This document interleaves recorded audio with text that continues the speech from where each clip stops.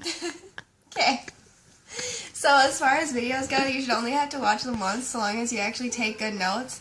And this will actually really help in the long run, and especially if you do the examples, because then you can use those on the Moodles, and it's a lot easier.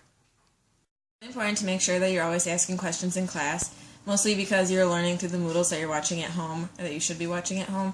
So when you get into the classroom and you have class time to work, that's when you're supposed to be asking GenChem questions. You need to make sure that you go to him and ask those questions because he's not going to go around and ask everybody what their questions are. So make sure you take advantage of that one-on-one time that you get with him to ask him direct questions, which actually ends up being really helpful with the reverse classroom concept, because then those kids who normally just sit there and aren't going to ask questions in class are the ones that end up failing. So this way, when you have one-on-one time to talk to GenChem, that's when you get all your questions answered, and that's really important. It can actually be really tempting to slack off and not do any work because you'll just count on doing it all later. But it's actually really helpful if you stay on pace the whole year, because then you're only doing smaller amounts of work consistently as opposed to trying to catch up, and then you're going to have to cram it all in before the exam at the end, and that's really difficult, and then you probably won't get as good of a grade.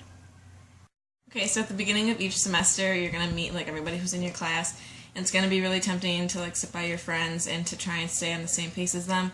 But you should try and sit by a group of people that is on the same track as you are, so that way when it comes around to doing labs, you don't have to do them by yourself. You can do them with a group of people who's moving at the same pace you are, instead of trying to stick with your friends or waiting for them to catch up to you.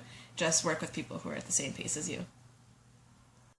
Okay, so especially for at the end of the semesters when it's coming to your exams, you want to definitely make sure you have enough time to take them, because it is going to take much longer than you think, and even if you know the material well, you're going to need to take the exam many, many times, and you will definitely not pass on your first try, especially since there's 2 parts to it. So, especially throughout the entire year, if you keep your notebook organized, because you get to use it on the exam, it'll make it a lot easier, and then you can use the examples from your notes on the exam to help you understand it. But just overall, definitely make sure you have a week to take the exam.